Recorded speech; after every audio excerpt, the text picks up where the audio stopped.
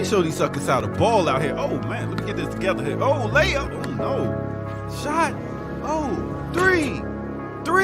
Oh, it's like Brick City out here. Mid-range. Oh, my goodness. I can't buy a bucket out here. I missed the whole damn basket. Oh, my goodness. What's going on, man? My game is looking trash.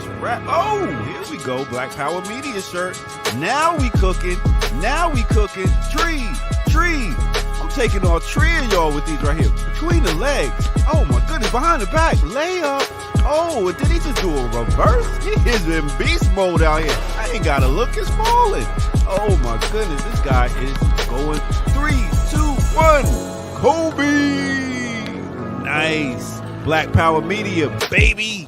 Nice. Empower yourself. Go get you some of that Black Power Media gear. Right here, blackpowermedia.org. Yeah. I mix what I like.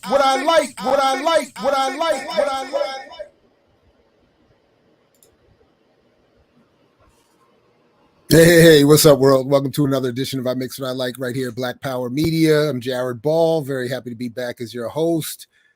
Don't want to belabor the point too much or stand on ceremony. I want to get right to it.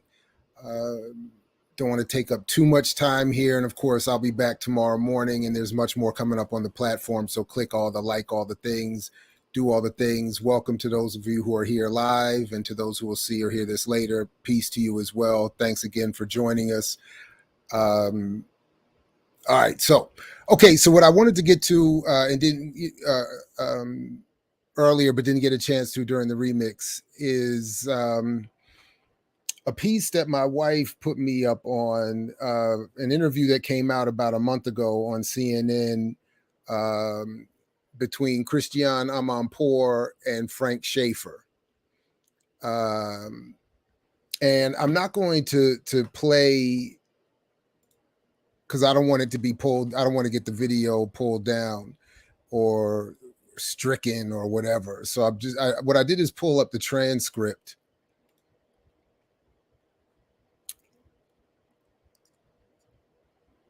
Oh, word. Oh, wow. Thanks for reminding us about this. Yeah. Wait, Yeah. Thanks for reminding us. Yeah. Thank you very much. Peace. Thank you, Sugar Booger. Yeah, right. Do all the things, y'all. Do all the things. Anyway, so what I did was I pulled up the transcript because and I put the link to the full video in the show description below because I actually thought it was fascinating. But there's really just a section of this that I'd like us to consider here for our purposes. And again, the interview was done by Christiane Amanpour on CNN on May 4th, 2022. With director, media maker, filmmaker Frank Schaeffer, who, as we'll see here, I'm going to skip ahead just a little bit here, but as we'll see, has had a very interesting career that he talks a little bit about producing propaganda for which he now feels guilty, and that has helped produce the cultural shift that has allowed for the reversal of Roe v. Wade. And so I want to just clarify that from the beginning that to be clear, I am not arguing that abortion and or gay rights are not important. I am not arguing that my own or anyone else's views on these issues has to be considered. I'm sorry. Let me start again from my notes. I am not arguing that abortion and gay rights are not important. I am arguing that my own or anyone else's views on these issues has to be considered separately from how we see these issues being used and by whom and for what.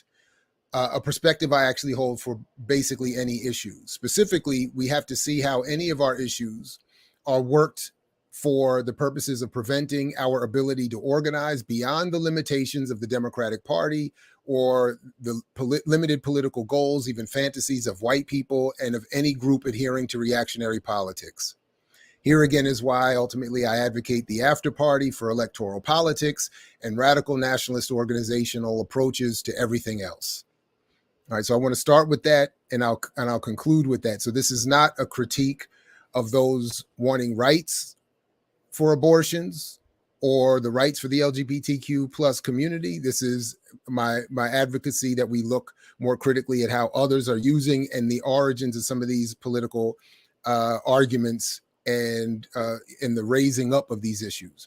In other words, as I made a note to myself here, it's kind of like my Vernon philosophy of Black media avoidance for politics. All right. So that said,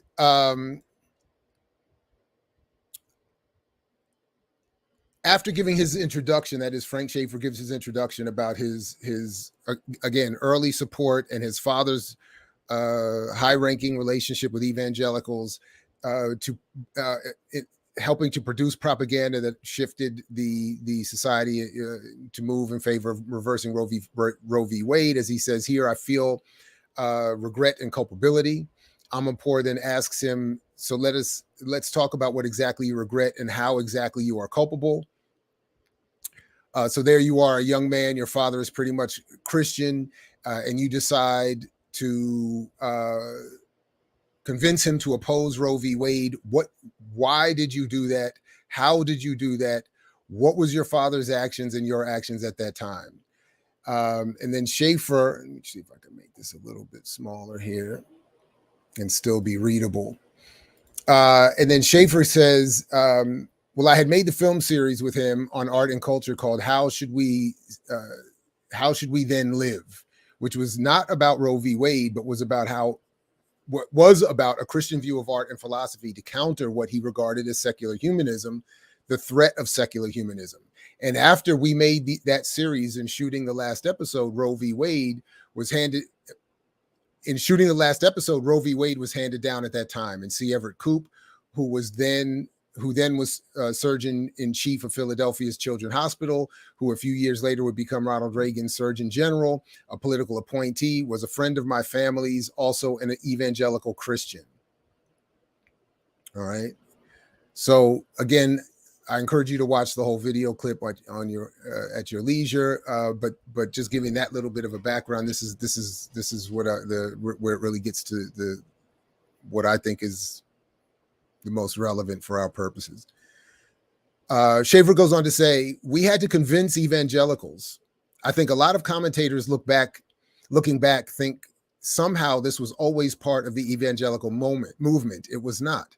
Abortion was legal in the United States up until the 19th century, and into the 20th century, when the American Medical Association tried to push women out of the midwife business, as it were, and take this over for professional gynecologists and so on.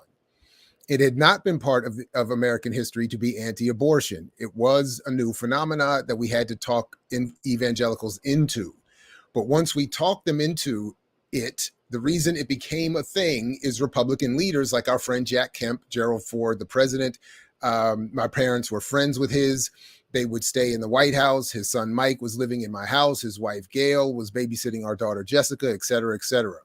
We were very connected with the early stages of the religious right. Once other evangelical leaders saw this as an easy fundraising tactic to keep people angry.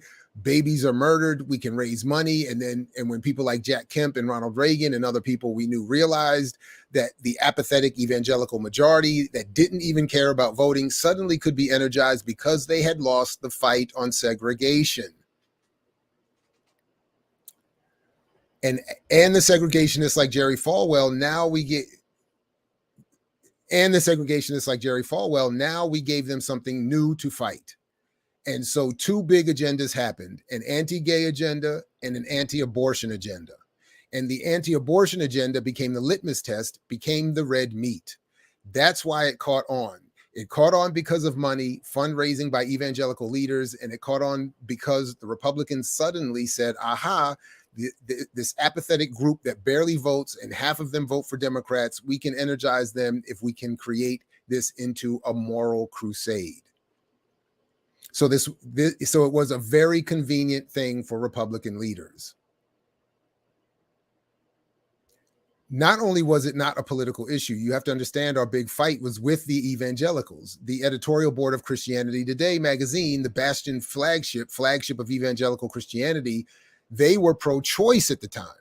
They refused to endorse our film, Billy Graham, Dr. Criswell, and so on and so on.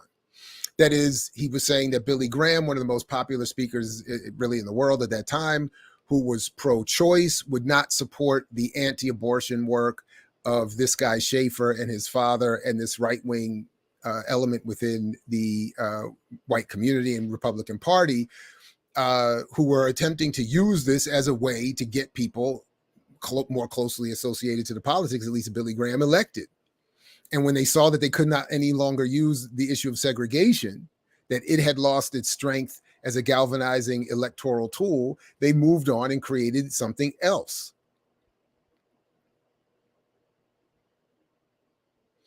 So he's asked, what was the process of making that is abortion into the issue that it is today? Schaefer responds, we made a good film series. If you want to call it good in the technical sense, it had impact on people. And as the audiences began to grow, and then we were getting picketed by people like the National or NARAL, NARAL, and other pro-choice organizations, it started getting into the news.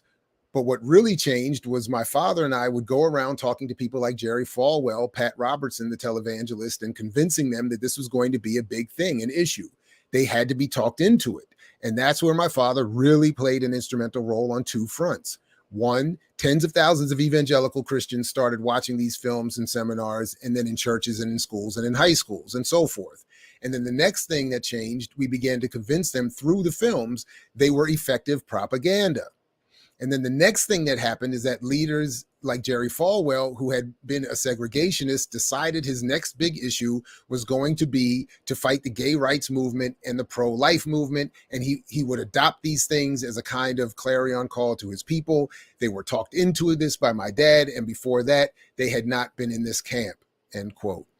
So in some ways, it's similar to what some have pointed out is happening today. And I've even argued it is happening today, that there is this undercurrent of a very right-wing media apparatus that doesn't get enough attention, that doesn't get, that is easily dismissed, but has a tremendous groundswell in audience, which is why, maybe we'll come back to this another time. It was very disturbing to see people like Tim Pool at a conference with Cornel West and others lately. Again, there are these, and as we're going to talk a little bit about tomorrow, watching Angela Davis recently just totally, I think, abused the history of nationalism in her condemnation of Afro-pessimism. There is this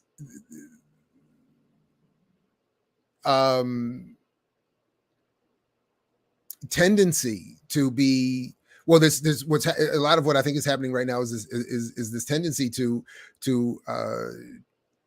again challenge the more progressive and radical conclusions and analyses being offered up, and to encourage that all the issues of the day be again corralled safely back into the confines that can be appreciated by the Democratic Party, who of course is not here to offer up a space for change and actual progress, but is here to put limits on that and to maintain more or less the status quo as the left wing of the ruling elite so that they can continue to help exploit and continue the colonial capitalist project that they all benefit from.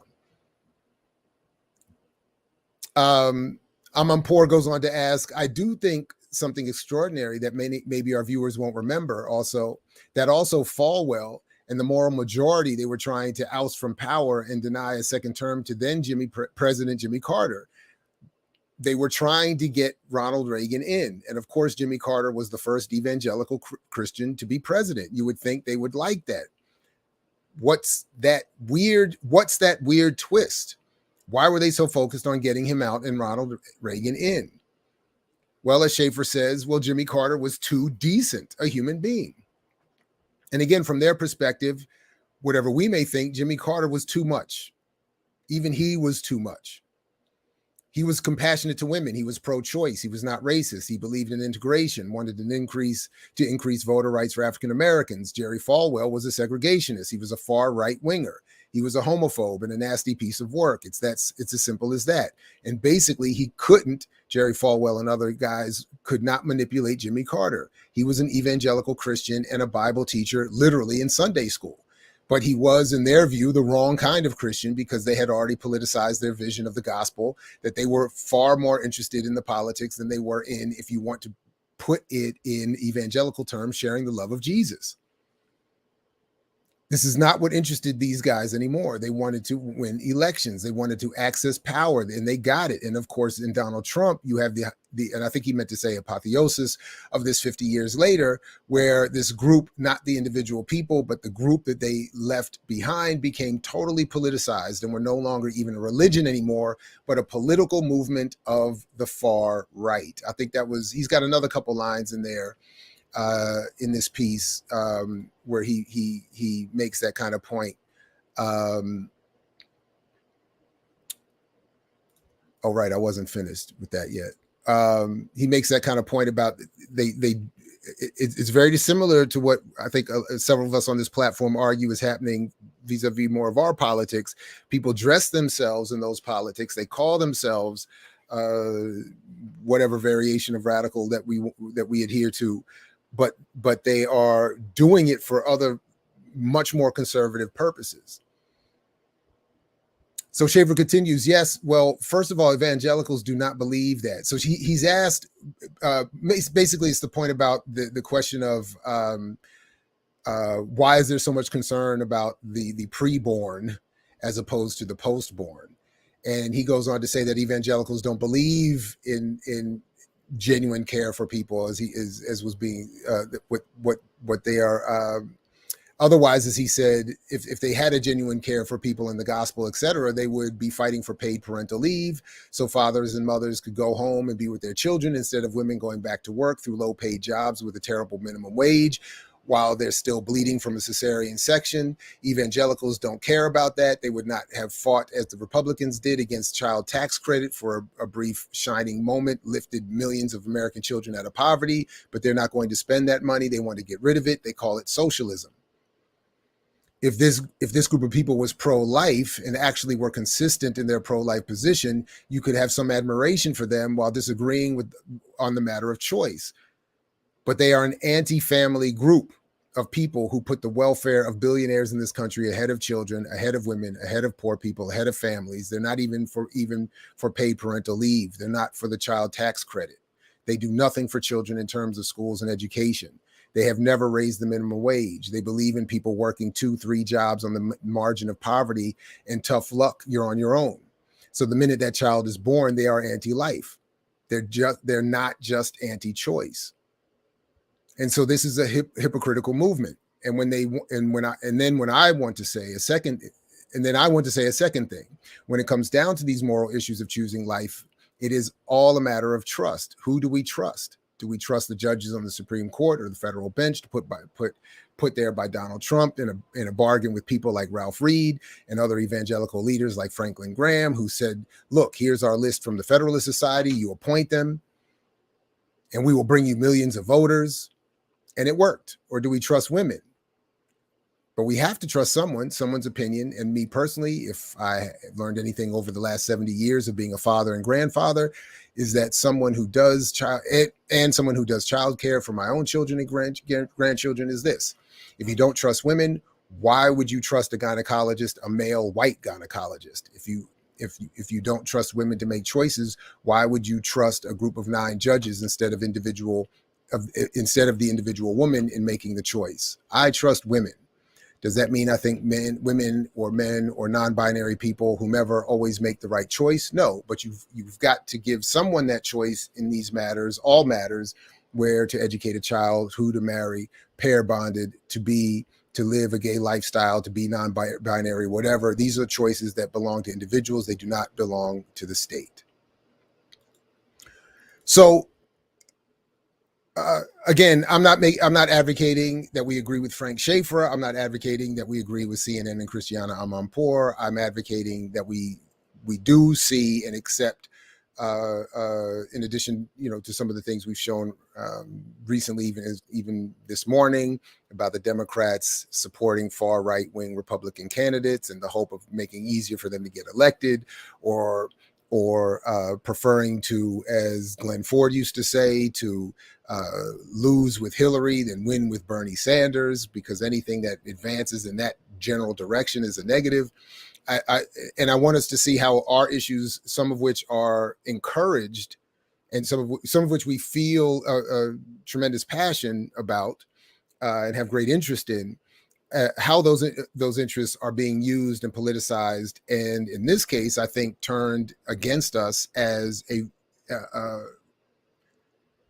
finding new ways to rebrand very white conservative ideology and politics in claims of supporting life, supporting even Black life, when the reality is they just want to get as far a right a candidate as elected as possible, because they understand that power is in the political power to manage the state, the institutions of society.